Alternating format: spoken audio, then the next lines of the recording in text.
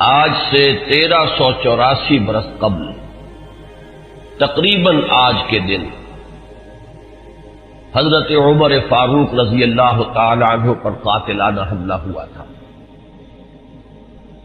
اس لیے کہ بعض روایات میں 26 ذی الحجہ کا تعین ہوا ہے،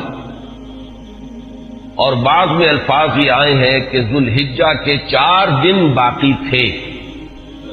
جس دن کے حضرت عمر رضی اللہ تعالی عنہ پر یہ قاتلانہ حملہ ہوا۔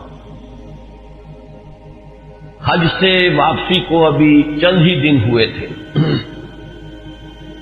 اور اسی سفر حج کے دوران حضرت عمر رضی اللہ تعالی عنہ نے ایک موقع پر زمین پر لیٹ کر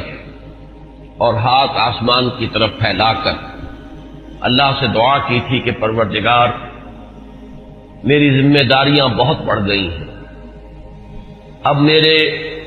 اعضاء میں ضعف ہے، میں کمزوری محسوس کر رہا ہوں، رعیت بہت بڑھ گئی ہے جس کی ذمہ داری ہے، تو مجھے تو اپنے پاس بلا لے اور اٹھا لے اس سے پہلے کہ میں اپنی ان ذمہ داریوں کے بارے میں مسئول بن جاؤں اور ان کا حق ادا نہ کر سکوں۔ تو روایات میں آتا ہے کہ اس کے بعد چند ہی دن اس دنیا میں انہوں نے بسر کیے ہیں، اس کے بعد یہ قاتلانہ حملہ ہوا۔ 3 دن آپ زندگی اور موت کی کشمکش میں مبتلا رہے ہیں۔ ابو لولو فیروز ایک مجوسی ایرانی غلام تھا حضرت مغیرہ ابن شعبہ کا رضی اللہ تعالی عنہ۔ حضرت عمر نے ایک خاص قاعدہ بنایا ہوا تھا، غیر مسلموں کے مدینے میں داخلے پر پابندی تھی۔ حضرت مغیرہ ابن شعبہ نے خاص طور پر سفارش کر کے حضرت عمر سے اجازت حاصل کی ابو لولو فیروز کے لیے کہ اسے مدینے میں آ کر کام کرنے کی اجازت دی جائے، اس لیے کہ وہ بہت سے فنون سے واقف ہے۔ حضرت عمر نے اجازت دے دی۔ چند دنوں کے بعد وہ فریادی بن کر حاضر ہوا حضرت عمر رضی اللہ تعالیٰ عنہ کی خدمت میں کہ میرے آقا جو ہیں حضرت مغیرہ ابن شعبہ رضی اللہ تعالیٰ عنہ، وہ مجھ سے بہت زیادہ ٹیکس وصول کرتے ہیں۔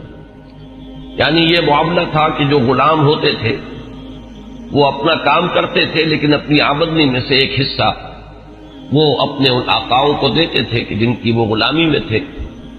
تو حضرت مغیرہ ابن شعبہ نے جو مقدار مقرر کی 2 درہم روزانہ، اس پر اس نے احتجاج کیا کہ یہ بہت زیادہ ہے۔ حضرت عمر رضی اللہ تعالیٰ عنہ نے اس سے سوال کیا کہ تم کیا کیا کام جانتے ہو؟ جب اس نے گنوائے کہ میں یہ کام جانتا ہوں، تو حضرت عمر نے فیصلہ کیا کہ پھر یہ 2 درہم روزانہ زیادہ نہیں۔ اس پر وہ بہت غضبناک ہوا۔ حضرت عمر نے بھی اس سے ایک فرمائش کی کہ میرے لیے ایک ایسی چکی بنا دو جو ہوا سے چلتی ہو اور وہ آٹا پیسے۔ تو اس نے اسی غصے میں یہ کہا کہ ہاں، آپ کے لیے تو میں ایسی چکی بناؤں گا جس کی یاد رہتی دنیا تک باقی رہے۔ اس پر حضرت عمر نے جب وہ چلا گیا تو جو لوگ مجلس میں حاضر تھے ان سے آپ نے فرمایا کہ یہ شخص مجھے قتل کی دھمکی دے گیا ہے۔ لیکن نوٹ کیجئے کہ اسلام نے جو نظام دیا ہے نوع انسانی کو، وہ نظام جو محمد الرسول اللہ صلی اللہ علیہ وسلم نے عطا فرمایا، اور جیسا کہ میں نے بارہا عرض کیا ہے کہ اگر اس کو پوری طرح شباب میں دیکھنا ہو، للی ان بلوم جسے کہتے ہیں انگریزی میں، ایک پھول پوری طرح کھل گیا ہو، اگر وہ نظام اس کیفیت میں آپ دیکھنا چاہیں تو وہ در حقیقت خلافت عمر فاروق کا دور ہے رضی اللہ تعالی عنہ۔ وہ تمام خصائص، وہ تمام برکات جو اس نظام میں ہیں، نظام عدل اجتماعی، وہ اپنے نقطۂ عروج پر نظر آتے ہیں حضرت عمر فاروق رضی اللہ تعالی عنہ کے عہد خلافت میں۔ اسی نظام کا ایک پہلو یہ بھی ہے کہ انسان طبعاً آزاد ہے، اس کی آزادی پر کوئی قدغن، کوئی بندش بغیر کسی ثبوت کے نہیں لگائی جا سکتی۔ خود حضور صلی اللہ علیہ وسلم کے زمانے کا ایک واقعہ ہے کہ کسی شخص کو مدینے کے کسی شخص کو کسی شبہ میں گرفتار کیا گیا۔ حضور خطبہ دے رہے تھے کہ ایک شخص نے کھڑے ہو کر کہا کہ میرے پڑوسی کو کس جرم کی پاداش میں گرفتار کیا گیا۔ حضور نے اعراض فرمایا، اس کی بات کا نوٹس نہیں لیا، دوسری طرف آپ نے رخ کر لیا، وہ ادھر پھر آ گیا، اس نے پھر سوال کیا تو حضور نے فوراً حکم دیا کہ اس کو رہا کر دیا جائے۔ یعنی یہ کہ اگر کوئی ثبوت موجود نہیں ہے تو معلوم ہوا حضور صلی اللہ علیہ وسلم کے اس طرز عمل سے کہ پھر واقعتاً اس کو گرفتار رکھنا، اسیری میں رکھنا، محبوس رکھنا پھر یہ صحیح نہیں ہے، بلکہ اس کو رہا کر دیا جانا چاہیے۔ یہی معاملہ ہمیں نظر آتا ہے اپنی اس آخری تکمیلی شان میں کہ حضرت عمر یقین کے ساتھ یہ بات کہہ رہے ہیں کہ یہ شخص مجھے قتل کی دھمکی دے گیا ہے، اور عمر فاروق رضی اللہ تعالی عنہ کوئی عام انسان نہیں ہے۔ 10 برس سے زائد عرصہ ہو چکا ہے کہ اسلام کی چکی جو چل رہی ہے تو اس کے مرکز جو ہے اس کے،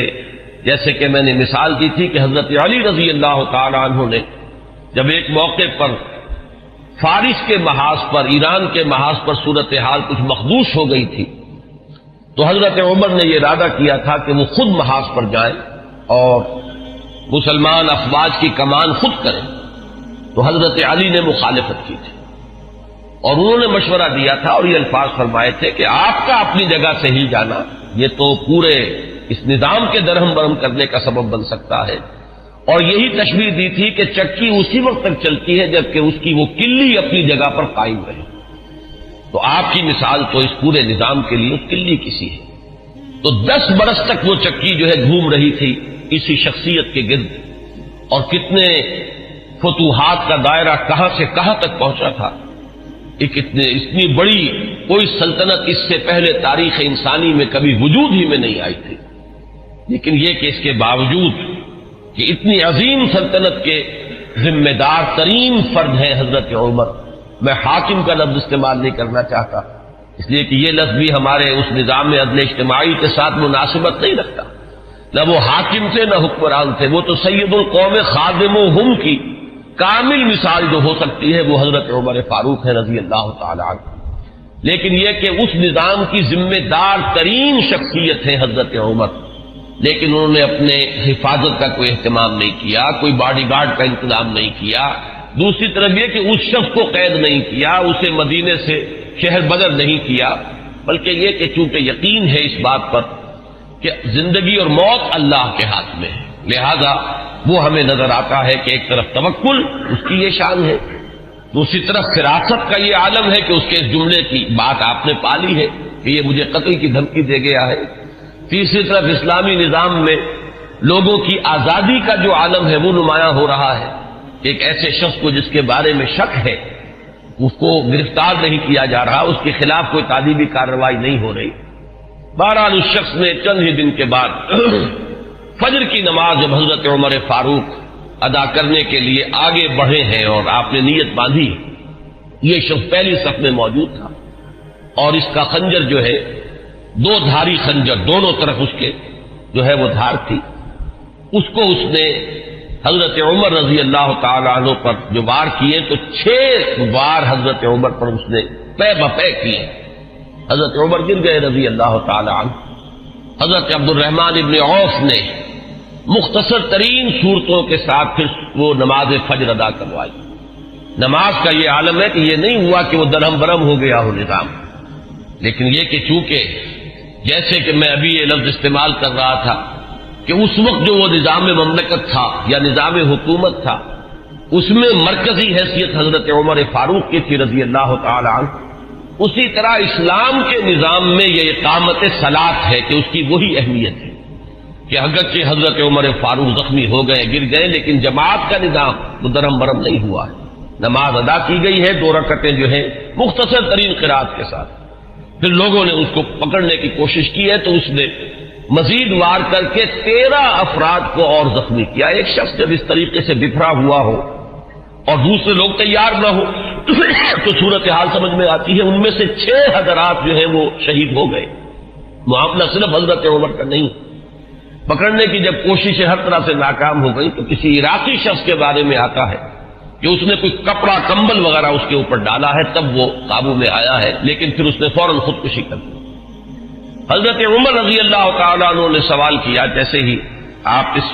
قابل ہوئے کہ سوال کر سکیں کہ میرا قاتل کون ہے، جب بتایا گیا کہ وہی ابو لولو فیروز ہے تو آپ نے اللہ کا شکر ادا کیا کہ اللہ کا شکر ہے کہ میرا قاتل کوئی مسلمان نہیں ہے، یعنی جو بات کے 12-13 برس بعد ہونے والی تھی۔ حضرت عثمان رضی اللہ تعالیٰ عنہ کے قاتلین وہ جو بھی آپ انہیں کہیں نام نہاد مسلمان تھے، کلمہ گو تھے، وہ محمد الرسول اللہ صلی اللہ علیہ وسلم کا کلمہ پڑھنے والے تھے، کلمہ شہادت کو انہوں نے اپنے لیے ڈھال بنایا تھا۔ اس سے جو فتنہ شروع ہوا ہے جس کو میں اس سے پہلے بیان کر چکا ہوں کہ الفتنۃ الکبریٰ، سب سے بڑا فتنہ جو ہے وہ حضرت عثمان رضی اللہ تعالیٰ عنہ کی شہادت سے شروع ہوا ہے۔ اس سے پہلے یہ معاملہ اگرچہ حادثۃ الکبریٰ تو اسے آپ کہہ سکتے ہیں، بہت بڑا حادثہ ہے، لیکن یہ ہے کہ اس سے کسی فتنے کا آغاز نہیں ہوا، بلکہ یہ کہ اس کے بعد بھی وہ چکی اسی طرح چلتی رہی۔ کم و بیش 10 برس ہے حضرت عثمان رضی اللہ تعالیٰ عنہ کے عہد خلافت کے کہ وہ بھی اسی شان کے حامل ہے، وہی یکجہتی ہے، وہی امن و امان ہے، اسی طرح فتوحات کا سلسلہ جاری ہے، انقلاب محمدی علی صاحب الصلاۃ والسلام کا سیلاب جو ہے وہ بڑھ رہا ہے اسی شان سے، جو میں نے بارہا آپ کو سنایا ہے اقبال کا یہ مصرع کہ تھمتا نہ تھا کسی سے سیل رواں ہمارا، تو کم و بیش 10 برس اس کے بعد یہ کیفیت طاری رہی ہے، تو اس سے کسی بڑے فتنے کا آغاز نہیں ہوا۔ حضرت عمر رضی اللہ تعالیٰ عنہ پر یہ قاتلانہ حملہ ہوا ہے 26 یا یہ کہ 25، 26، 27 ان میں سے کوئی تاریخ ہوگی، 4 دن بقایا تھے۔ اب اگر 30 کا مہینہ ہو تو اس کی تاریخ اور بن جائے گی، 29 کا ہو تو کچھ بدل جائے گی، تقریباً وہ آج کا دن ہی پڑتا ہے، اور یہ ہے سن 23 ہجری۔ انتقال ہوا ہے تو پھر تدفین جو ہوئی، حضرت صہیب رومی رضی اللہ تعالی عنہ کے بارے میں وصیت تھی کہ وہ میری نماز جنازہ ادا کریں، اس کی امامت کریں، تو یکم محرم الحرام سن 24 ہجری کو تدفین ہوئی ہے۔ تدفین کا یہ واقعہ بھی بڑا اہم ہے، اور آپ سب حضرات کے علم میں ہوگا کہ حضرت عمر نے اپنے صاحبزادے عبداللہ ابن عمر رضی اللہ تعالی عنہما کو بھیجا حضرت عائشہ کی خدمت میں کہ میری بڑی خواہش ہے کہ آپ کے حجرے میں میں دفن ہو جاؤں جہاں محمد الرسول اللہ صلی اللہ علیہ وسلم اور حضرت ابوبکر صدیق رضی اللہ تعالی عنہ مدفون تھے۔ حضرت عائشہ نے فرمایا، اور اس سے جو مقام ان کی نگاہ میں تھا حضرت عمر کا وہ بھی ظاہر ہوتا ہے کہ کس طرح انہوں نے اثار کیا ہے، کس قدر ان کے لیے یہ مرحلہ کٹھن ہوگا فیصلے کا کہ اس حجرے میں صرف ایک قبر کی جگہ اور تھی۔ حضرت عائشہ نے فرمایا ام المومنین رضی اللہ تعالی عنہا کہ یہ جگہ میں نے اپنے لیے مخصوص کی ہوئی تھی، میں چاہتی تھی کہ میں خود یہاں دفن ہوں، اور اس میں کوئی حرج نہیں تھا، اس لیے کہ حضور دفن تھے وہاں، وہ آپ کے شوہر تھے، حضرت ابوبکر دفن تھے، وہ ان کے والد تھے، لیکن میں عمر کو اپنی ذات پر ترجیح دیتی ہوں، لہذا میں اجازت دیتی ہوں کہ حضرت عمر کو وہاں دفن کر دیا جائے۔ جب حضرت عمر کے پاس واپس آئے حضرت عبداللہ ابن عمر، اور آپ نے پوچھا ہے کہ کیا جواب لائے، اور جواب دیا گیا کہ اجازت ہو گئی ہے، تو فرمایا کہ یہ آخری آرزو تھی زندگی کی، اللہ کا شکر ہے کہ وہ پوری ہو گئی۔ یہ جو حادثہ فاجعہ ہے، جہاں تک اس کے تاریخی پس منظر کا تعلق ہے وہ میں نے بارہا بیان کیا ہے، اور وہ در حقیقت سمجھ میں آتا ہے فلسفہ انقلاب کی روشنی میں۔ اگر فلسفہ انقلاب سامنے ہو تو یہ تمام واقعات جو ہے آئسولیٹڈ ایونٹس کی حیثیت سے پھر سامنے نہیں آتے، علیحدہ علیحدہ واقعات اور حوادث نہیں ہے، بلکہ یہ کہ ان کے مابین ایک ربط جو ہے وہ سامنے آ جاتا ہے۔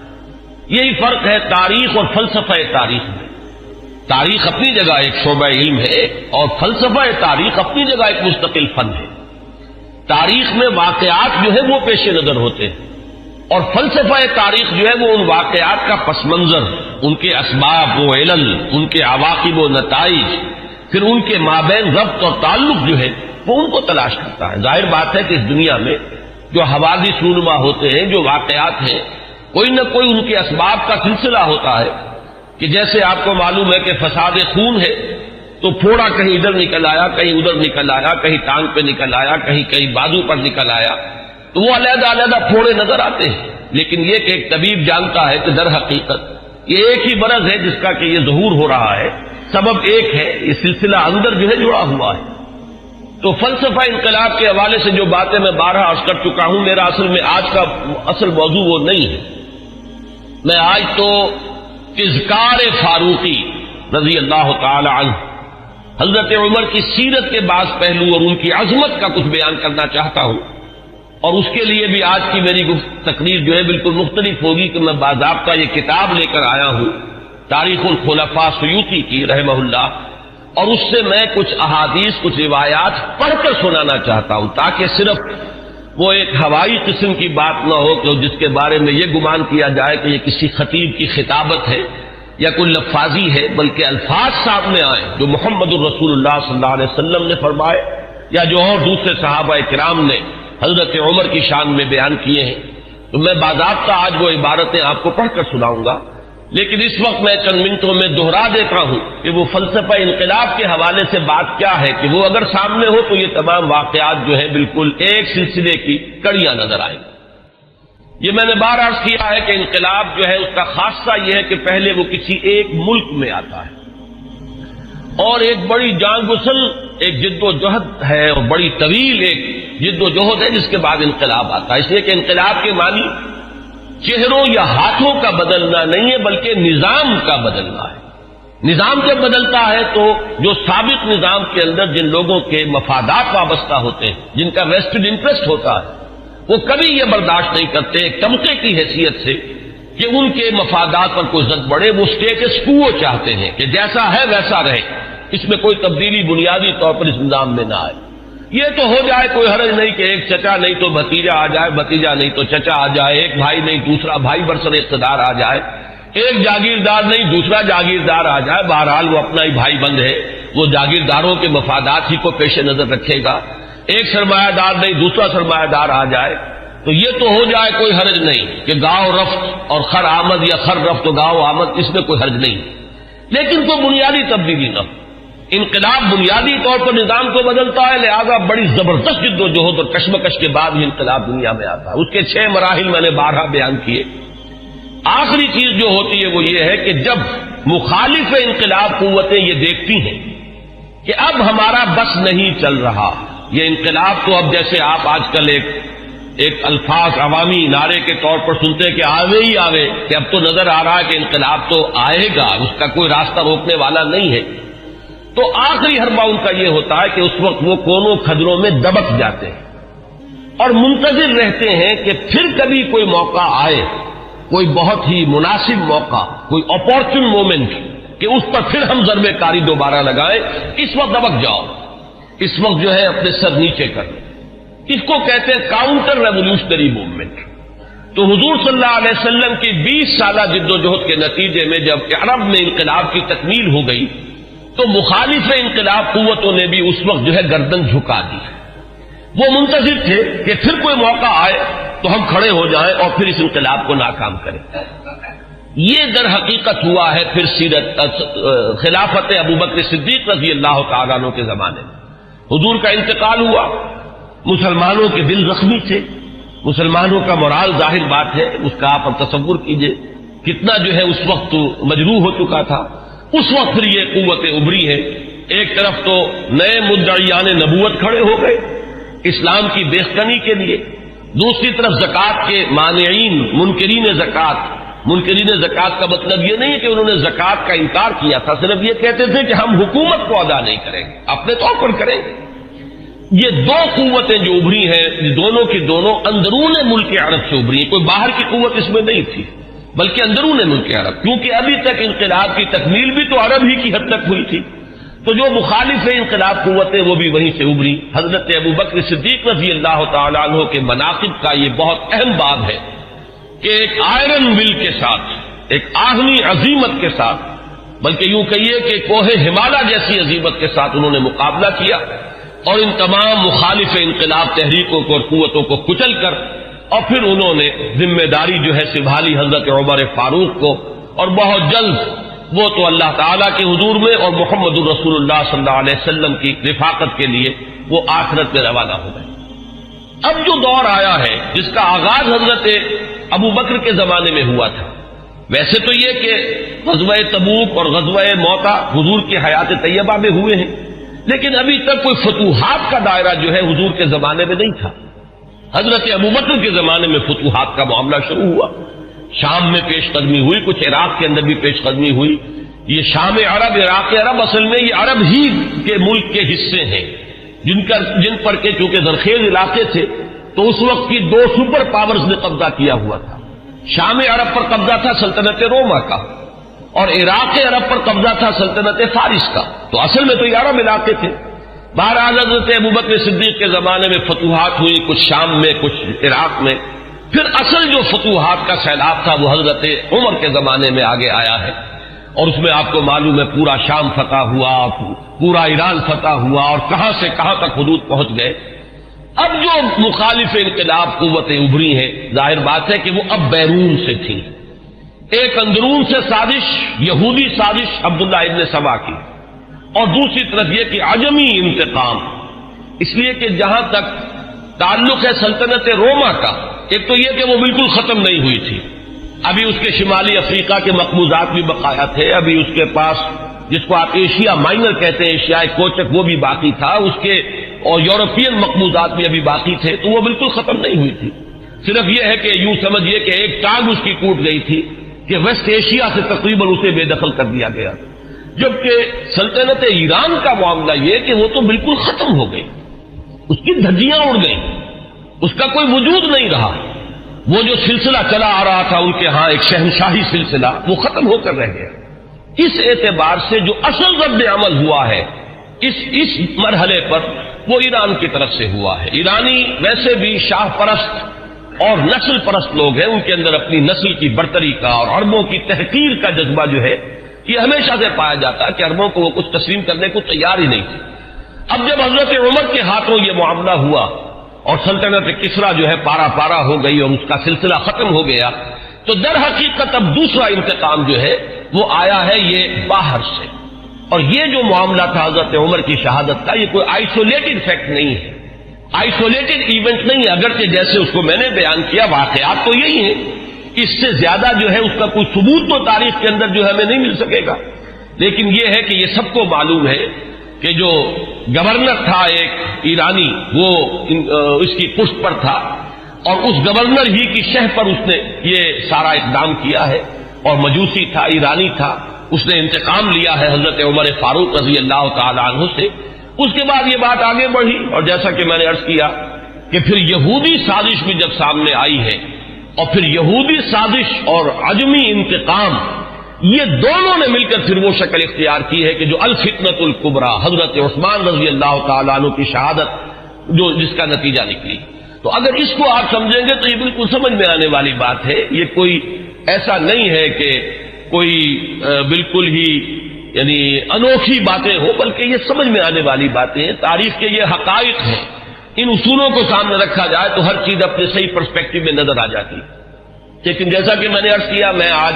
اس سلسلے میں کچھ زیادہ عرض نہیں کرنا چاہتا. میں یہ چاہتا ہوں کہ حضرت عمر کے مناقب میں آج آپ کو باضابطہ کچھ روایات پڑھ کر سناؤں اور ان کے ترجمے کے حوالے سے بات آپ کے سامنے رکھوں. سب سے پہلی بات ان کی شخصیت کے ضمن میں یہ ہے کہ اگرچہ ایک روایت تو یہ بھی ملتی ہے, علامہ ذہبی نے یہ رائے ظاہر کی ہے کہ حضرت عمر جب ایمان لائے ہیں تو ان کی عمر 27 برس تھی رضی اللہ تعالی عنہ. لیکن یہ کہ غالباً انہیں مغالطہ ہوا ہے. امام نووی رحمہ اللہ نے جو کچھ لکھا ہے وہ میں پڑھ کر سنا رہا ہوں. ولد عمر بعد الفیل ب13 سنہ, حضرت عمر رضی اللہ تعالیٰ عنہ کی ولادت ہوئی ہے عام فیل کے 13 سال بعد. یہ آپ کو معلوم ہوگا کہ عام الفیل جو ہے,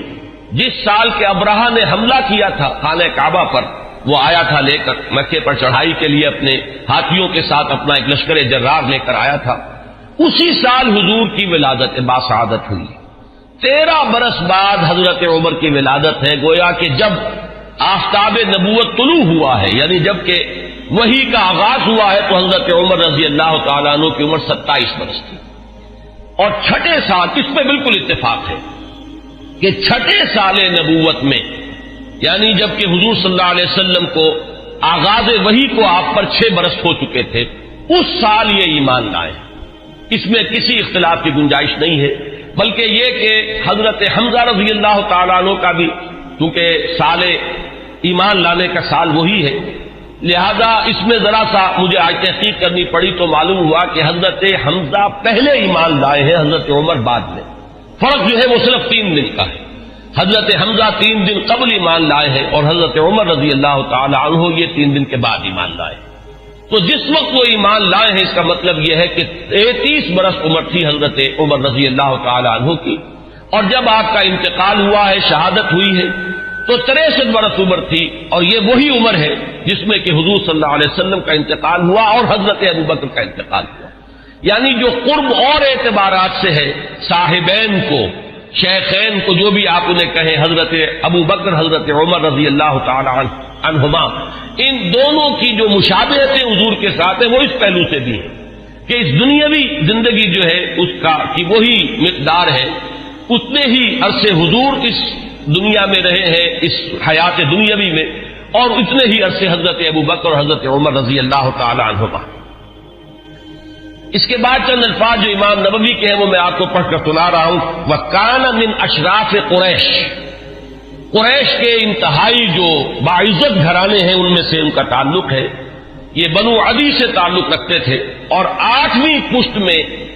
حضور کے ساتھ سلسلہ نسب حضرت عمر فاروق رضی اللہ تعالی عنہ کا مل جاتا ہے۔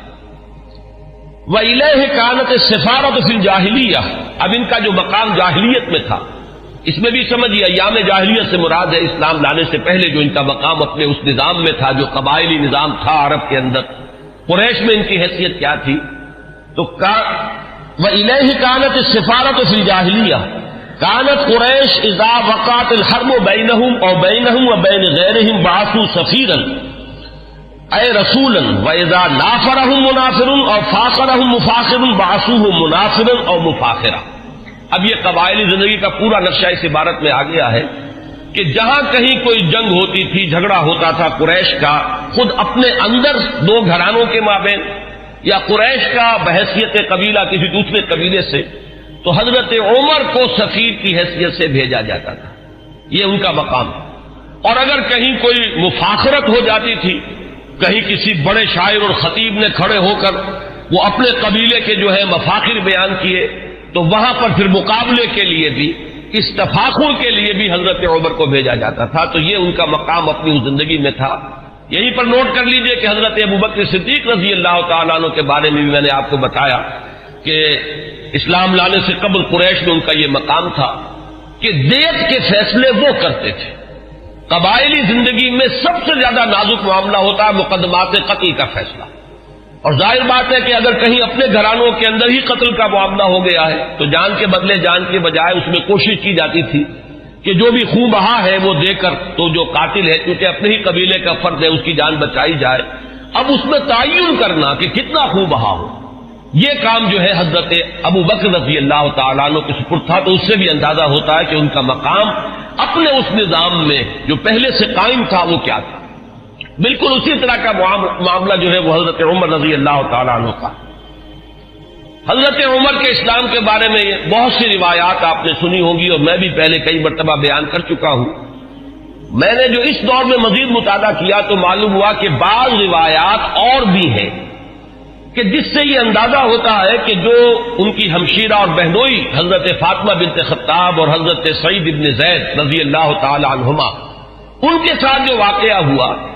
اندازہ ایسا ہوتا ہے کہ وہ در حقیقت وہ آخری ضرب تھی جو حضرت عمر کے دل پر لگی ہے۔ اس سے پہلے بھی بعض مواقع پر کچھ ایسے ان کے ساتھ واقعات پیش آ چکے تھے کہ جس سے ان کے دل کے اندر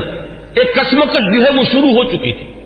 مثلا بعض روایات میں آتا ہے کہ ایک مرتبہ حضور صلی اللہ علیہ وسلم جب آ رہے تھے خانہ کعبہ کی طرف تو حضرت عمر نے بھی پیچھا کیا، اور وہ مخالفانہ انداز میں پیچھا کیا، لیکن حضور پہلے پہنچ چکے تھے، آپ نے نماز کے لیے نیت باندھ لی تھی، تو اب حضرت عمر جو ہے خاموشی سے سنتے رہے قرآن مجید،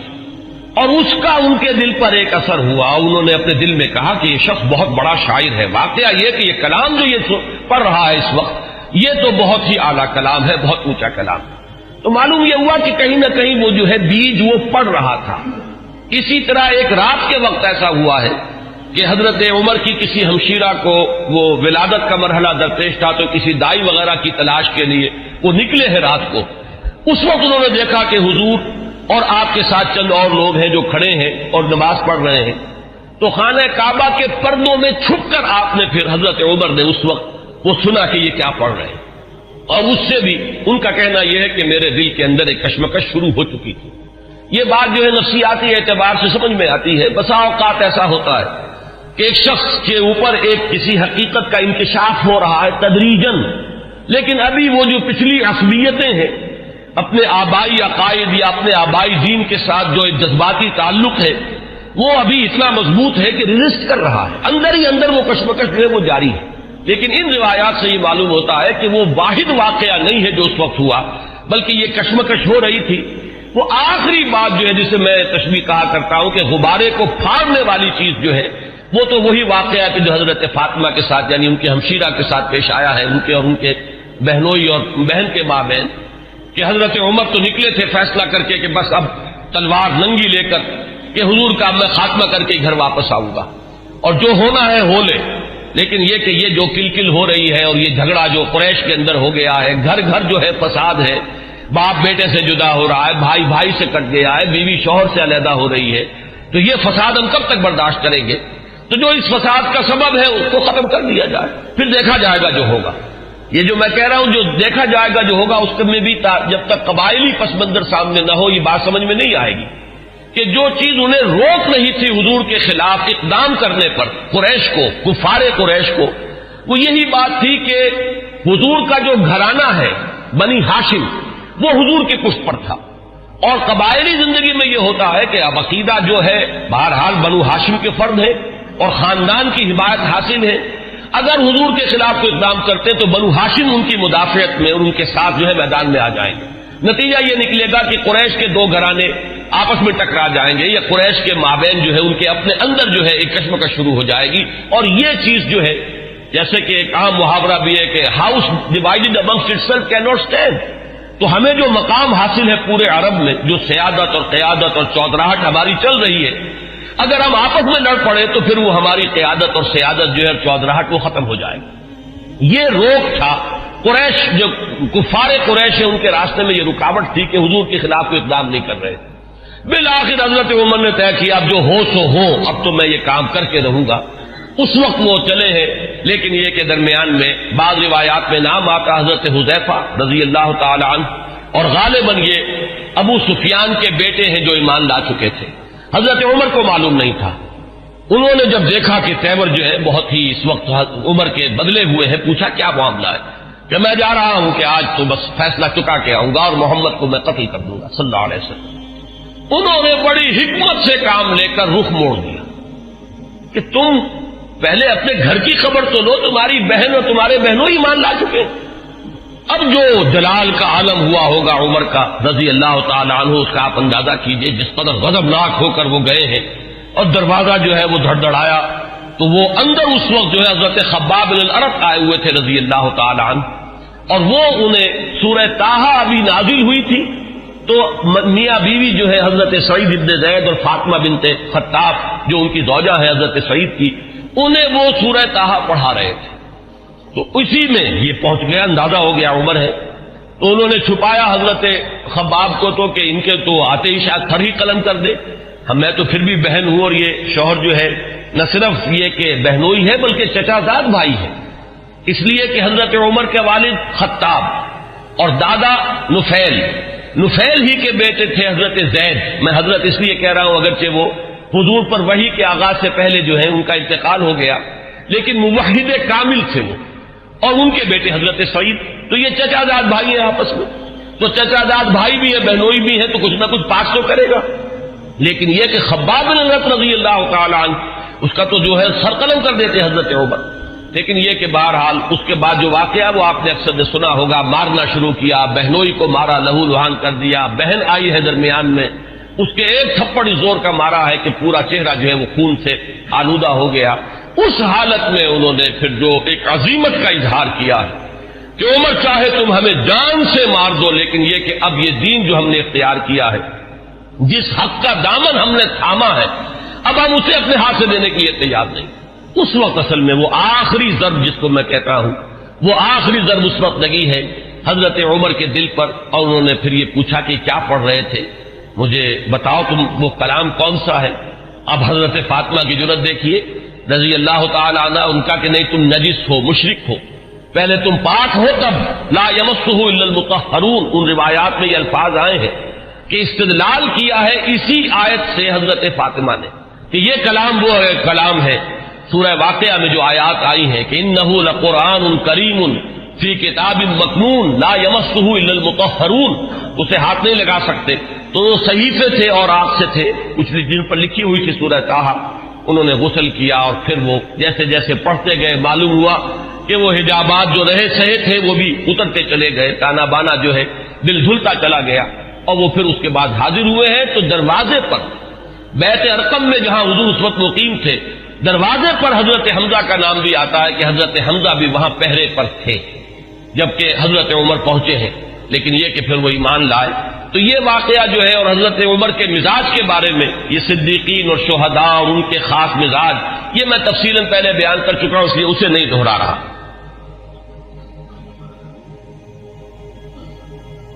حضرت عمر کا جو مقام ہے صحابہ کرام میں، اس کے بارے میں علامہ سیوطی، بلکہ یہ کہ یہ علامہ نووی جو شارح ہیں مسلم شریف کے، ان کے الفاظ میں اب آپ کو سنا رہا ہوں. هو احد السابقین الاولین واحد العشرۃ المشہود لهم بالجنہ واحد الخلفاء الراشدین واحد اصحاب النبی علیہ الصلوۃ والسلام، اور آخری الفاظ اہم ترین ہیں واحد کبار علماء الصحابۃ والزہادہم. باقی چیزیں تو آپ کے علم میں ہیں، سابقون الاولون میں سے ہیں. اکثر کا اتفاق یہ ہے کہ حضرت عمر جس وقت ایمان لائے ہیں تو لگ بھگ 40 افراد اس وقت تک ایمان لا چکے تھے، لیکن بہرحال یہ سابقون الاولین میں ان کا شمار ہے. پھر یہ کہ 10 جن کے بارے میں کہ حضور نے صراحت کے ساتھ جنت کی بشارت دی ہے اس دنیا ہی میں، جنہیں ہم کہتے ہیں عشرہ مبشرہ، ان میں سے ایک ہے. پھر خلفائے راشدین میں ان کا شمار ہے بالاتفاق. اب اہل تشیع کا معاملہ میں اسے خارج کر رہا ہوں، لیکن یہ کہ اہل سنت کے نزدیک. پھر یہ کہ حضور صلی اللہ علیہ وسلم کے ساتھ جو رشتہ ہے، حضرت حفصہ رضی اللہ تعالی عنہا ام المومنین، یہ ان کی صاحبزادی ہیں. آخری الفاظ ان کی طرف میں نے توجہ دلائی وہ کیا ہے کہ احد و کبار علماء صحابت والزہاد. دونوں اعتبارات سے کہ وہ صحابہ کرام میں جو مختلف اوصاف کے اعتبار سے تقسیم کی جاتی ہے، مثلا بعض فقہائے صحابہ، علماء صحابہ، وہ صحابہ کے جن کو علم سے، تفقہ سے، قرآن اور سنت کے گہرے فہم سے خصوصی مناسبت تھی، تو حضرت عمر رضی اللہ تعالی عنہ کا شمار بھی انہی میں سے ہے. اور زہادہم، سب سے زیادہ جو زاہد، زہد میں جن کا کہ یوں سمجھیے کہ آخری درجہ ہے، انتہائی سادگی سے زندگی بسر کرنا اور پیون لگے ہوئے کپڑے پہننا. حضور صلی اللہ علیہ وسلم کا نقشہ جو ہے جو مدنی زندگی میں ہمیں نظر آتا ہے، ابتدائی مکی دور جو ہے اس میں تو حضور صلی اللہ علیہ وسلم کے لیے خاصی آسائشیں تھی اللہ تعالیٰ نے جو پیدا کر دی تھی، اس لیے کہ حضرت خدیجہ رضی اللہ تعالیٰ عنہ سے شادی کے بعد سہولتیں تھیں، اس لیے کہ وہ بہت دولت مند مالدار خاتون تھی. لیکن مدنی دور میں جو اصل آپ کی یوں سمجھیے کہ دنیاوی، اگر اسے لفظ اقتدار سے ہم موسوم کریں تو دنیاوی اقتدار کا دور جو ہے آپ کا، وہ تو مدنی دور ہے اگر دنیا کے اعتبار سے اصطلاح کا استعمال کیا جائے. اگرچہ حضور صلی اللہ علیہ وسلم کے یہ لفظ مجھے موضوع معلوم نہیں ہوتا، لیکن اس وقت جو آپ نے فقر اختیاری جو ہے، جو اس کا ہمیں سیرت مطہرہ کے اندر جو ہے مظاہرہ ملتا ہے کہ آپ نے اپنے اختیار سے فقر اور درویشی کی زندگی اختیار کی. اس میں بتمام و کمال حضرت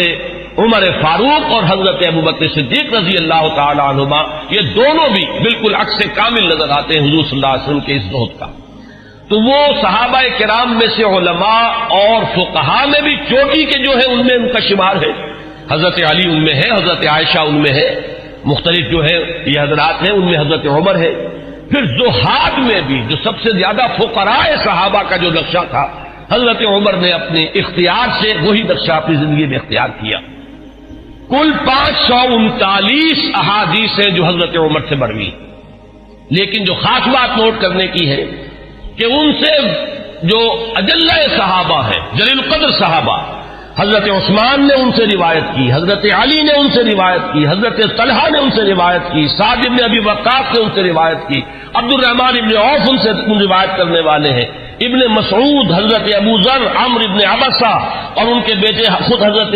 عمر کے صاحبزادے عبداللہ، ابن عباس، ابن زبیر، انس، ابو ہریرہ اور عمرو بن العاص، ابو موسیٰ اشعری، یہ صحابہ کرام ہیں جنہوں نے حضرت عمر سے روایت کی۔ بات سمجھ لیجئے کہ ظاہر بات ہے کہ حضور کی صحبت میں ہر وقت تمام صحابہ تو نہیں رہتے تھے۔ اب ایک وقت میں حضرت عمر ہے اور حضرت عمر نے حضور سے کوئی بات سنی ہے، باقی صحابہ اس وقت موجود نہیں ہے، تو صحابہ بھی ایک دوسرے سے روایت کرتے ہیں۔ یہ نہیں ہے کہ صحابی سے صرف تابعی روایت کرے گا، بلکہ صحابہ بھی کہ جو ایک دوسرے سے جو روایت کرتے ہیں کہ جو بات ان صحابی نے جو راوی ہیں حضور سے براہ راست سنی ہے، اور وہ صحابی کے جو اس محفل میں نہیں تھے، تو ظاہر بات ہے کہ وہ پھر روایت کریں گے ان صحابی سے کہ جو حضور کی محفل میں تھے، جنہوں نے وہ الفاظ حضور صلی اللہ علیہ وسلم کی زبان مبارک سے خود سنے۔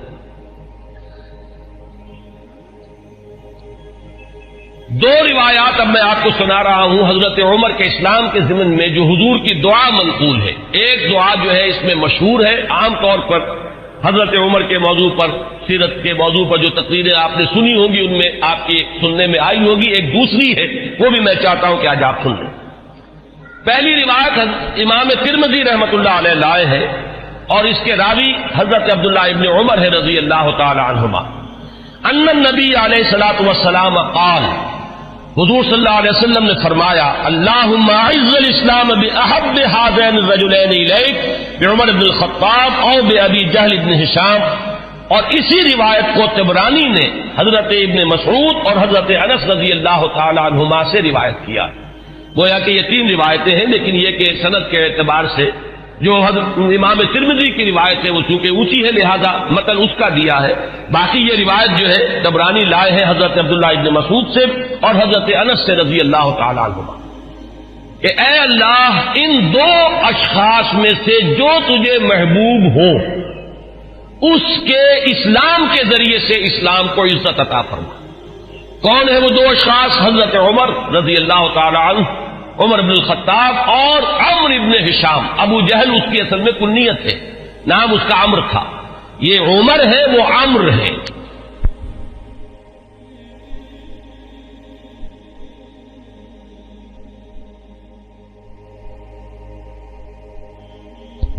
عمرو بن العاص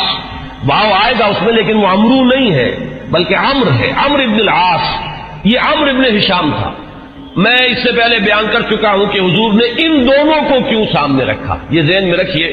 اس کو میں اس وقت یہاں بیان نہیں کروں گا کہ شخصی اوصاف کے اعتبار سے شجاعت، بہادری، جس چیز کو تسلیم کر لے پھر اس کے لیے گردن کٹوانے کے لیے تیار ہو جانا۔ ایک وہ لوگ ہوتے ہیں جو حقیقت کو تسلیم بھی کر لیتے ہیں لیکن یہ کہ پھر بھی وہ آگے نہیں بڑھتے، پیچھے ہی رہتے، بچ بچ کر چلتے ہیں، اور وہ اپنا دامن جو ہے بچا کر جو ہے کسی چیز کا ساتھ بھی دیتے ہیں اور تحفظات کے ساتھ دیتے ہیں۔ ایک وہ لوگ ہوتے ہیں جو بات قبول کر لے پھر ہر کے بعد آباد، اب گردن بھی کٹوا دیں گے، جان دے دیں گے۔ ان اعتبارات سے مشابہت ہے حضرت عمر کی شخصیت میں اور ابو جہل کی شخصیت میں۔ اس نے بھی گردن کٹوا دی بالفعل اپنے اس دین باطل کے لیے، اور اس کی جو وہ کیفیت ہے وہ بارہا میرے بیان میں آپ سن چکے ہیں کہ جب گردن کاٹی جا رہی تھی تب بھی اس نے یہ کہا تھا کہ میری ذرا نیچے سے گردن کاٹنا تاکہ جب اس کو اب تم رکھو چڑھاؤ کسی نیزے کے اوپر تو اونچی نظر آئے، معلوم ہو کسی سردار کی گردن۔ تو یہ مزاج حضرت عمر کا بھی اسلام لانے سے پہلے مزاج یہی تھا، پہلوان آدمی تھے، تو کاش کے میلوں میں شہزوری کا مظاہرہ کیا کرتے تھے، کشتیاں کیا کرتے تھے۔ اور یہ امتزاج جو حضرت علی رضی اللہ تعالی عنہ میں ہمیں نظر آتا ہے کہ وہ شجاع بھی تھے اور بہت بڑے عالم بھی تھے، یہی امتزاج حضرت عمر کی شخصیت میں، انتہائی شجاع، بہادر، میدان کے مرد، کشتیاں لڑنے والے، مقابلہ کرنے والے، اور پھر یہ کہ بہت بڑے ماہر انصاب، یہ بہت بڑا علم تھا اس وقت، بہت بڑے ناقد اور جو اشعار کے محاسن ہیں ان کو پرکھنے والے، اس کے بارے میں رائے دینے والے، اور فقہا میں تو پھر جو ان کا مقام ہے وہ آپ کو معلوم ہی ہے کہ یہ صلاحیتیں بھی تمام و کمال کہ علمی اور ذہنی صلاحیتیں بھی، اور پھر عملی جو ہے معاملہ وہ تو ازل من الشمس ہے ہی۔ تو اس اعتبار سے ابو جہل ایک پہلو سے مشابہ تھا، اگر وہ بھی ایمان لے آتا اور سورہ علق جو ہے قرآن مجید کے 30ویں پارے میں، جس میں شروع میں 5 آیتیں وہ ہے کہ جو تقریباً اجماع ہے کہ وہ اولین وہی ہے جو حضور پر ہوئی ہے، اس میں جس شخص کا ذکر ہے وہ یہی ابو جہل ہے کہ اگر یہ شخص ایمان لے آتا تو کیا ہوتا۔ ارائیت ان کذب وتولی الم یعلم بان اللہ یری، یہ شخص جو ہے جو حضور صلی اللہ علیہ وسلم کی مخالفت میں قبر بستا ہے، اگر یہی شخص کہیں اسلام لے آتا تو واقعہ یہ کہ وہ عمر ثانی ہوتا، پھر حضرت عمر رضی اللہ تعالیٰ عنہ کے انداز کی اس کی شخصیت بھی ہوتی۔ تو یہ روایت جو ہے یہ تو بارہا آپ نے سنی ہوگی۔ اب ایک اور روایت میں آپ کو سنا رہا ہوں، اس کو امام حاکم نے حضرت عبداللہ ابن عباس رضی اللہ تعالیٰ عنہما سے روایت کیا ہے، اور اس کو امام طبرانی بھی لائے ہیں اپنی اوسط میں، تو وہ لائے ہیں حضرت ابو بکر سے روایت کر کے، اور اپنی کبیر جو ہے معجم الکبیر، اس میں یہ حدیث ثوبان کی حیثیت سے آئی ہے۔ اس کے الفاظ سنیے، عن ابن عباس رضی اللہ تعالی عنہما ان النبی صلی اللہ علیہ وسلم قال اللہم اعز الاسلام بعمر بن الخطاب خاصتا۔ اس روایت میں ابو جہل کا نام نہیں ہے، بلکہ خاص طور پر گویا کہ حضرت عمر ہی کے لیے حضور صلی اللہ علیہ وسلم دعا فرمائی اور اللہ تعالیٰ نے قبول فرمائی۔ اسی لیے ہمارے ہاں علماء حضرت عمر کے لیے لفظ استعمال کیا کرتے مراد رسول، کہ جن کے لیے خاص طور پر حضور صلی اللہ علیہ وسلم نے دعا کی ہے اور اللہ تعالیٰ نے آپ کی دعا کو شرف قبول عطا فرمایا ہے اور حضرت عمر بن الخطاب کو ایمان کی توفیق عطا فرمائی۔ اب میں آپ کو کچھ تو وہ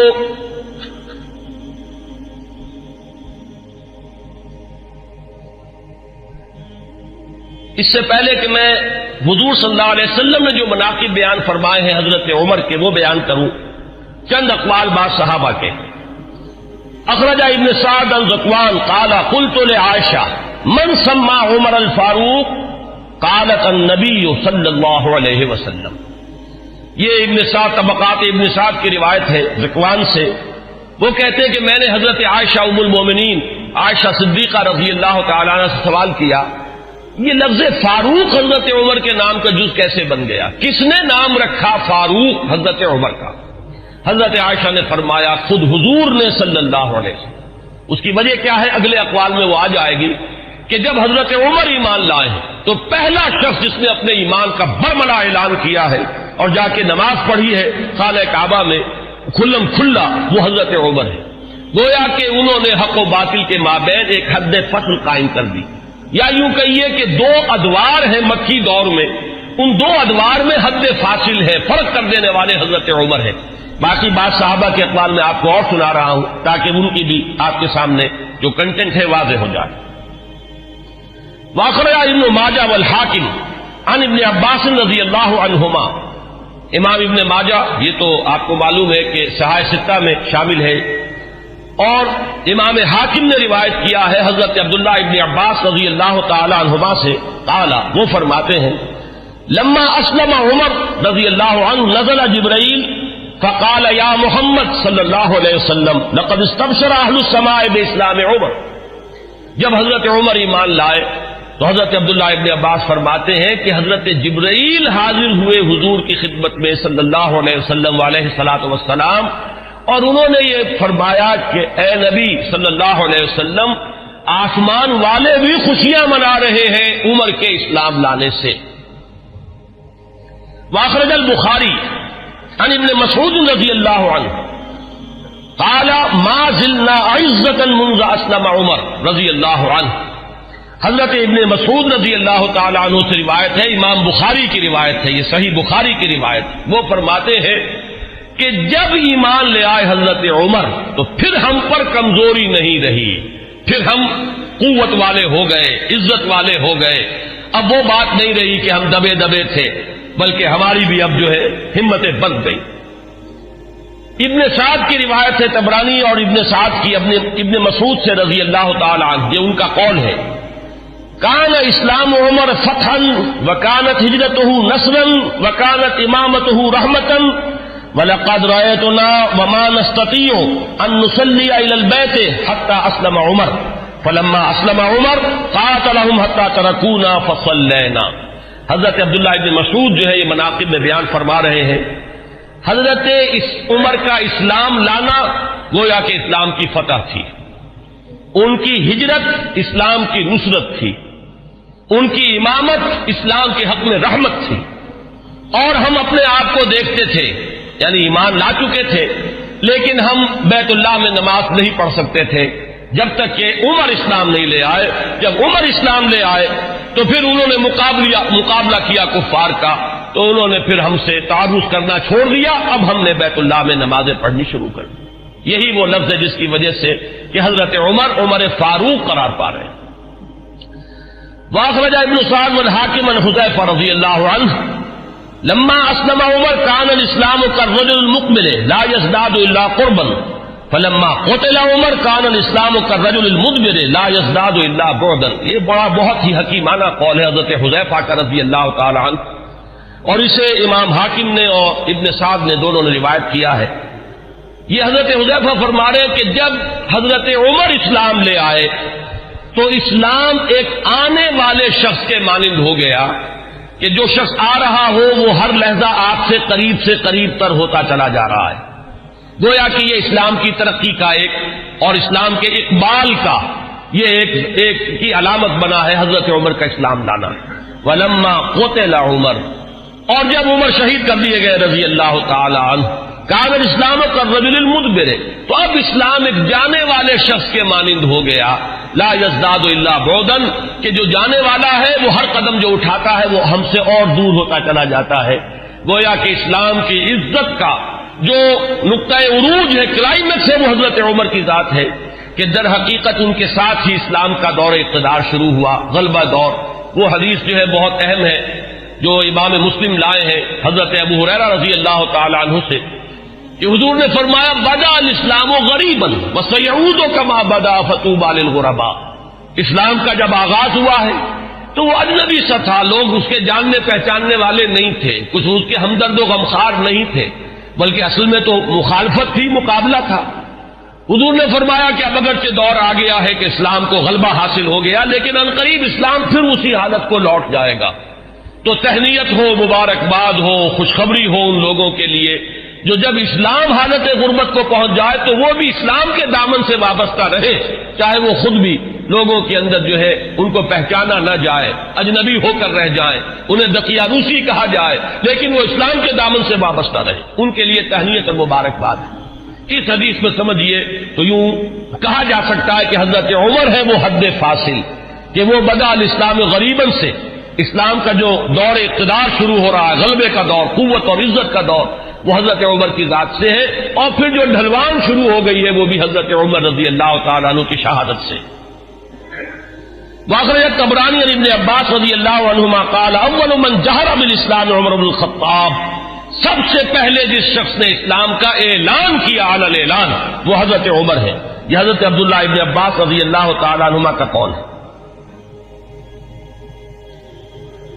ہجرت کے ضمن میں بھی ایک روایت ہے، میں چاہتا ہوں کہ اگرچہ اس کا ذکر پہلے بھی آیا ہے لیکن آج لفظاً میں سنا دینا چاہتا ہوں۔ اخرج ابن عساکر عن علی رضی اللہ عنہ، اس روایت کے راوی حضرت علی ہیں۔ قال ما علمت احد هاجر الا مختفیا الا عمر بن الخطاب، حضرت عمر فرماتے میں نہیں جانتا کسی بھی شخص کو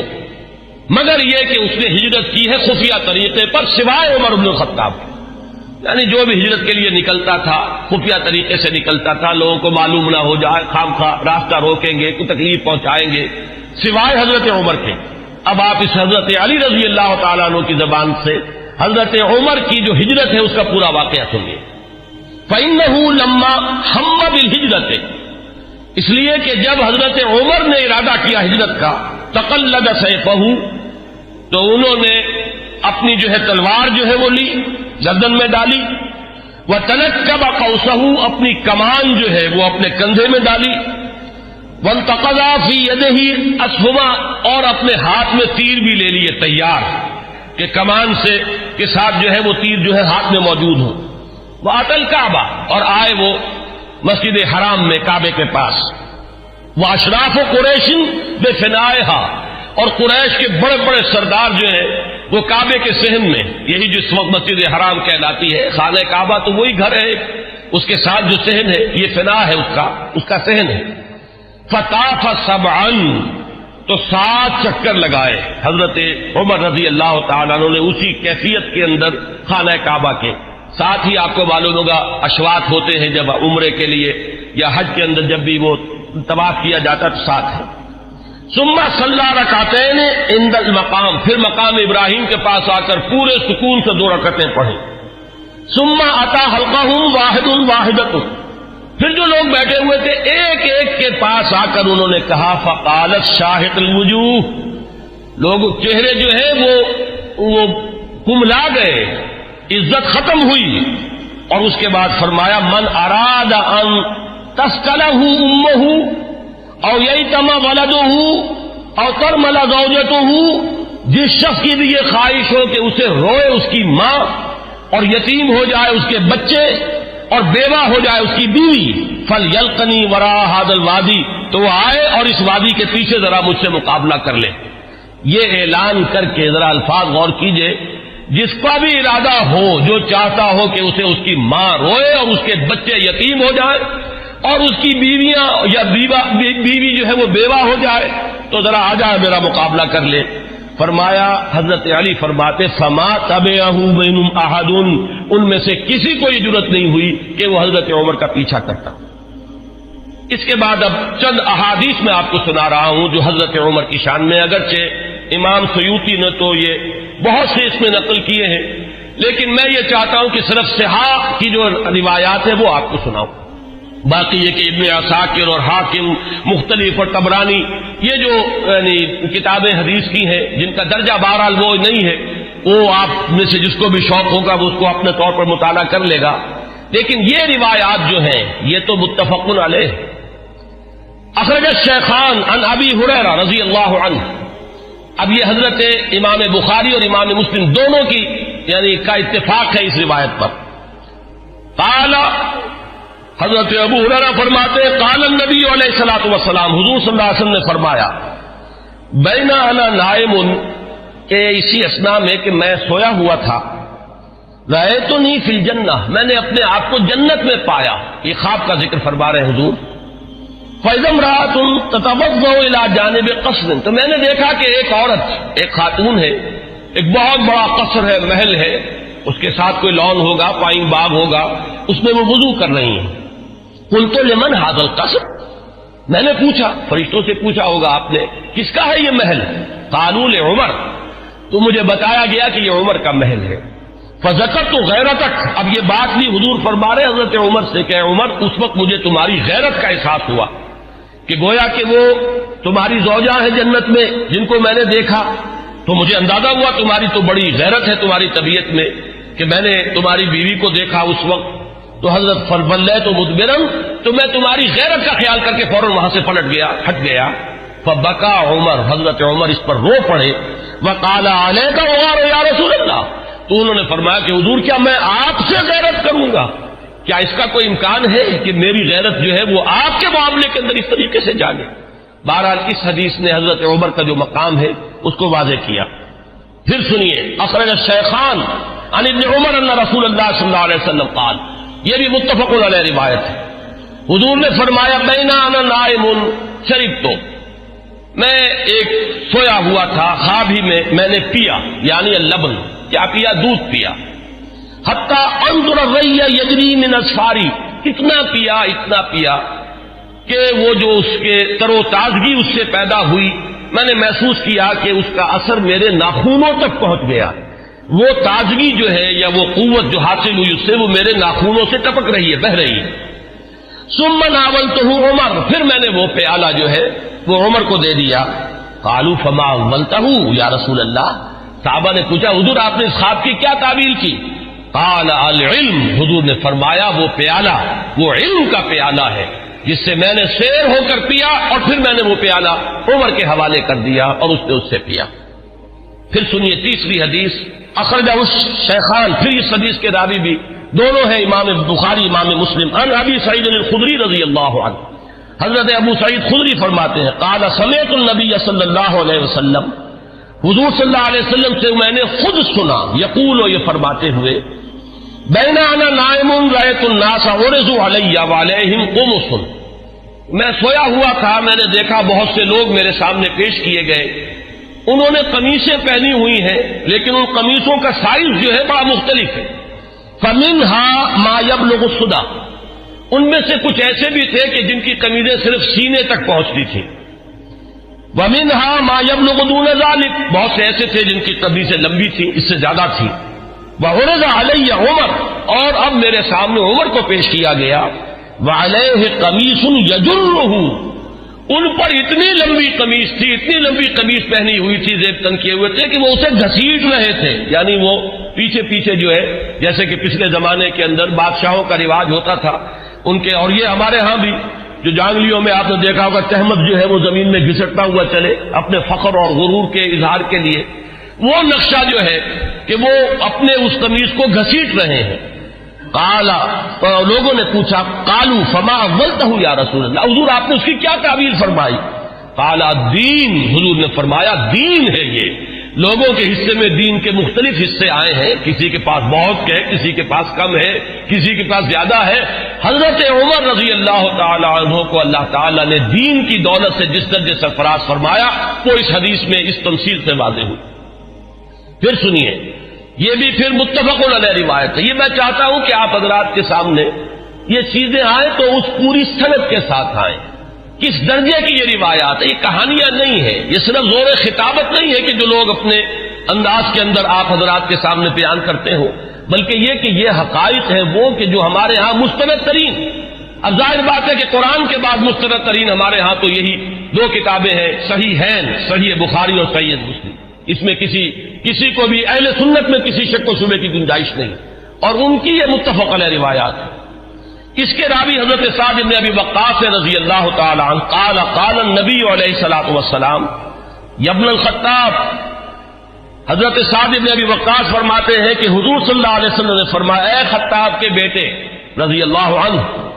والذی نفسی بیدہ ما لقیک الشیطان سالکا فجا قط الا سلک فجا غیر فجک۔ اے خطاب کے بیٹے، میں یہ دیکھتا ہوں کہ جس راستے سے تو چل رہا ہوتا ہے، شیطان جو ہے اس راستے سے کنی کترا کر کسی اور گھاٹی میں سے نکل جاتا ہے، یعنی وہ آمنا سامنا کرنے کی قوت نہیں رکھتا ہے عمر تمہارے ساتھ۔ اب روایت جو ہے یہ صرف بخاری کی ہے، متفق علیہ نہیں، لیکن اصح الکتب بعد کتاب اللہ تو یہ صحیح بخاری ہے۔ عن ابی ہریرہ قال النبی علیہ الصلوۃ والسلام لقد كان فيما قبلكم من الامم ناس محدثون فإن يكن في امتي احد فإنه عمر۔ حضرت حضور صلی اللہ علیہ وسلم کا فرمان کیا ہے؟ حضرت ابو ہریرہ راوی ہے کہ حضور نے فرمایا کہ تم سے پہلی جتنی امتیں گزری ہیں، جتنے رسولوں کو اللہ تعالیٰ نے امتیں عطا فرمائیں، ان میں محدث ہوتے تھے۔ محدث وہ ہے، اس کو میں نے پہلے بھی کبھی عرض کیا تھا کہ یہ لفظ جو ہے زبر اور زیر کے فرق سے بہت اس کے اندر معنی کا جو ہے فرق واقع ہو جاتا ہے۔ محدث، یہ تو ہمارے ہاں محدثین کرام، امام بخاری، حدیث نبوی کے ماہرین عالمین، وہ ہے محدثین۔ اور محدث وہ شخص ہوتا ہے جس سے اللہ کلام کرے، جس سے اللہ کی طرف سے الہام ہوتا ہو، وہ محدث ہے۔ حضور نے فرمایا کہ تم سے پہلے جتنی امتیں بھی گزری ہیں ان میں محدث ہوتے تھے، میری امت میں اگر کوئی محدث ہے تو وہ عمر ہے رضی اللہ تعالی عنہ۔ اس کا ایک بڑا گہرا تعلق ہے کہ کتنی چیزیں، کتنے معاملات ہیں، اگرچہ میں نے نشان تو اور بہت سی روایات کے اوپر بھی لگائے ہوئے ہیں، لیکن میں سمجھتا ہوں کہ میں اسی پر اکتفا کروں۔ البتہ ایک چیز جو ہے حضرت عمر رضی اللہ تعالیٰ عنہ کے مناقب میں جو اہم ترین ہے، وہ میں چاہتا ہوں کہ ذرا چند منٹ اور لے کر آپ کے سامنے بیان کر دوں، اور وہ اسی سے کہ محدث اس شخص کو کہتے ہیں جس سے اللہ ہم کلام ہوتا ہو، جس پر الہام ہوتا ہو، جس کا ملائے اعلیٰ کے ساتھ اتنا گہرا روحانی تعلق ہو، جس کی ذہنی مناسبت ہو کہ جو بات جو ہے دین میں ابھی آئی نہیں ہے وہ بھی حضرت عمر رضی اللہ تعالیٰ عنہ کے مزاج کی مناسبت سے ان پر منکشف ہو جاتی تھی۔ چنانچہ آپ نے خطبوں میں، ہمارے ہاں اہل سنت کے خطبوں میں جب مختلف نام لیے جاتے ہیں خلفائے راشدین کے، تو ہر ایک کی شان میں کچھ الفاظ بارہا آپ نے سنے ہوں گے۔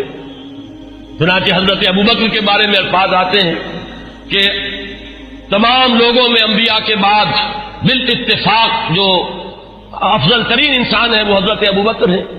حضرت عمر کے بارے میں الفاظ آتے ہیں الذی کان رأیہ موافقا بالوحی والکتاب، عمر بن الخطاب رضی اللہ عنہ.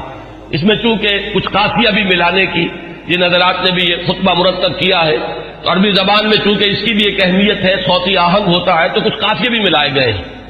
جامع آیات القرآن عثمان ابن عفان رضی اللہ تعالی عنہ، اس طریقے سے. تو حضرت عمر کے بارے میں یہ الفاظ آپ نے بہت سنے ہوں گے کہ الذی کان رأیہ موافقا بالوحی والکتاب،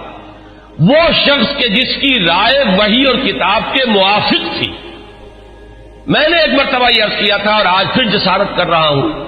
کہ غیر شعوری طور پر ان الفاظ نے حضرت عمر کا درجہ گھٹا دیا ہے،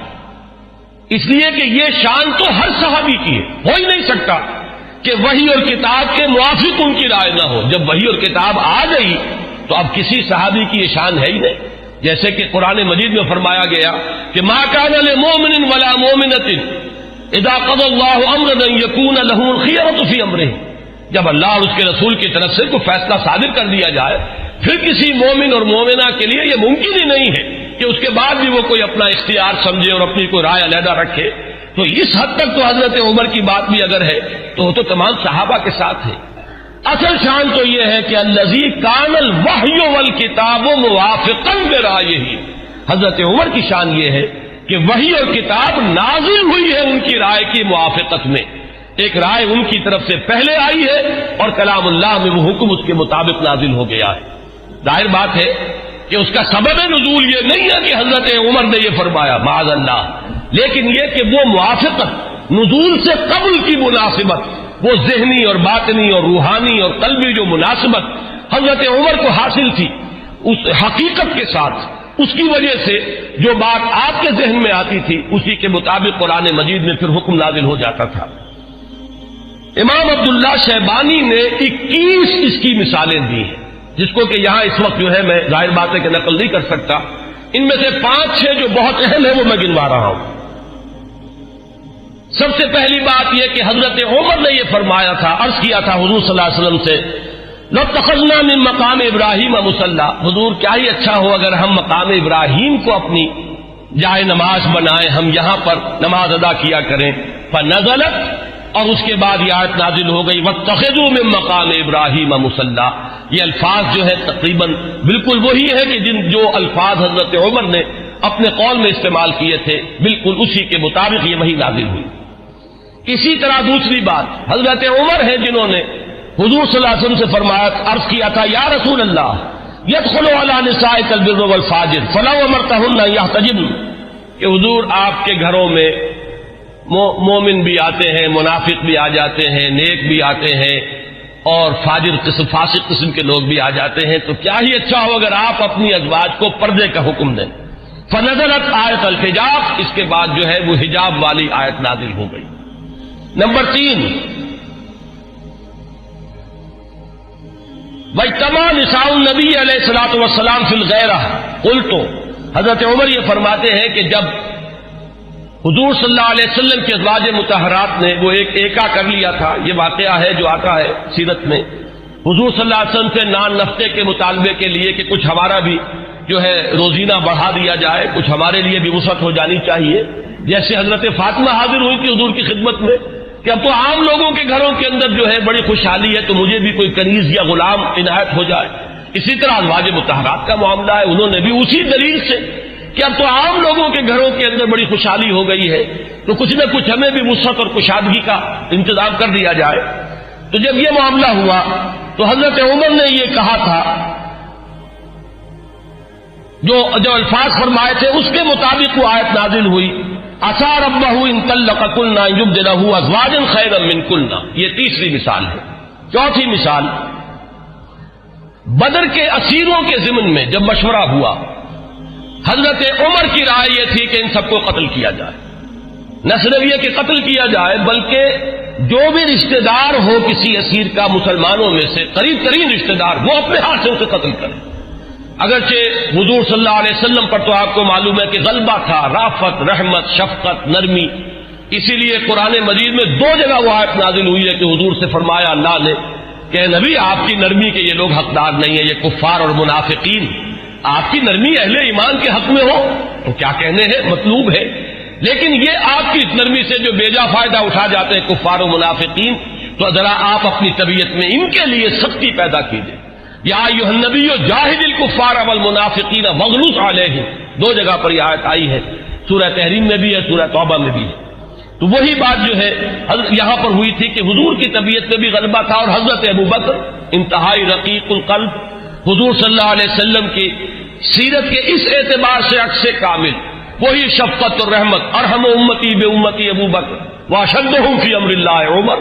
وہی معاملہ یہاں تھا۔ تو بہرحال جب یہ فیصلہ ہو گیا کہ انہیں فدیہ لے کر چھوڑ دیا جائے، تو پھر قرآن مجید میں جو آیت نازل ہوئی سورہ انفال میں ہے، وہ آپ کے علم میں ہوگا کہ اس میں توثیق ہوئی حضرت عمر کی رائے کی۔ اسی طریقے سے شراب کی حرمت کے ضمن میں حضرت عمر رضی اللہ تعالیٰ عنہ نے پہلے سے کہنا شروع کر دیا،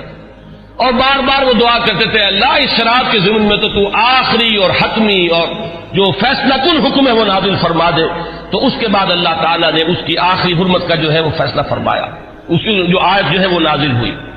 ایک اور اہم مقام ہے، یہ ابن ابی حاتم لائے اپنی تفسیر میں حضرت انس سے، قال عمر، اور حضرت عمر رضی اللہ تعالیٰ عنہ خود اس کے راوی ہیں، وافقت ربی فی 40، یہاں حضرت عمر فرما رہے ہیں 4 چیزوں میں میرے رب کے ساتھ میری کامل موافقت ہو گئی، کہ جو بات میرے ذہن میں آئی، بلکہ یہاں تو میں جو مثال دے رہا ہوں جو زبان پر آ گئی حضرت عمر کے، بالکل وہی جو ہے وحی کے اندر الفاظ نازل ہو گئے۔ تو وہ فرماتے ہیں کہ نزلت هذه الآیہ، جب یہ آیت نازل ہوئی ہے سورہ مومنون میں ہے، وَلَقَدْ خَلَقْنَا الْإِنسَانَ مِنْ سُلَالَةٍ مِنْ طِينٍ ثُمَّ جَعَلْنَاهُ نُطْفَةً فِي قَرَارٍ مَكِينٍ ثم خلقنا النطفة علقة فخلقنا العلقة مضغة فخلقنا المضغة عظاما فكسونا العظام لحما ثم انشأناه خلقا آخر۔ جب یہ آیات نازل ہوئیں تو میری زبان پر فوراً الفاظ جاری ہو گئے، فتبارک اللہ احسن الخالقین، اور بین ہی یہی الفاظ بعد میں قرآن مجید میں بھی وحی کے ذریعے سے نازل ہو گئے۔ یہ میں نے صرف آپ کو 6 مثالیں سنائی ہیں، 21 مثالیں ہیں اس طرح کی کہ جو عبداللہ شیبانی رحمہ اللہ نے اپنی کتاب میں جو ہے اس کو درج کیا ہے، کہ بالکل ذہن یوں سمجھیے کہ ایک ذہن ہے، ایک مزاج ہے، ہم آہنگی ہے، حقیقت تک اتنی رسائی ہو چکی ہے، اتنا قرب ہو چکا ہے کہ بالکل سوچ وہی ہے، بلکہ یہ کہ نزول کے بعد تو ظاہر بات ہے کہ ہر صحابی کی وہی سوچ ہوتی تھی،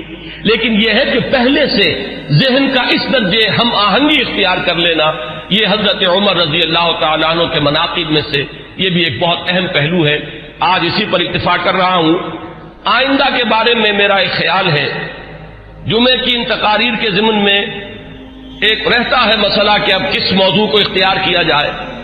میرا ارادہ یہ ہے کہ آئندہ سے جو سب سے اہم اور بنیادی موضوع ہے ہمارے دین کا، ایمان اور اس کی حقیقت اور اس کے لوازم اور اس کے تقاضے، اور اس میں بڑی اہم بحثیں ہیں کہ ایمان کا عمل سے کوئی تعلق ہے یا نہیں، اور ہے تو کیا ہے، ایمان کا لازمی نتیجہ جہاد ہے یا نہیں، وہ اس کے لیے کیا دلیل ہے، ایمان کا مادہ کیا ہے، اس کے لفظی معنی کیا ہے۔ میں انشاءاللہ تعالیٰ ایک سلسلہ تقاریر اس موضوع پر شروع کروں گا، تاکہ جو بنیادی ہمارے دینی تصورات ہیں ان میں اگر کہیں کوئی کمی ہے تو وہ اللہ تعالیٰ اس کے ذریعے سے پوری کر دے، اور پھر ہمارے اندر وہ جذبہ ابھرے کہ جو ایمان کے اصل تقاضے ہیں ان کو ہم ادا کرنے کے لیے کمر بستہ ہو جائیں۔ اقول قولی ھذا واستغفر اللہ لی ولکم ولسائر المسلمین والمسلمات۔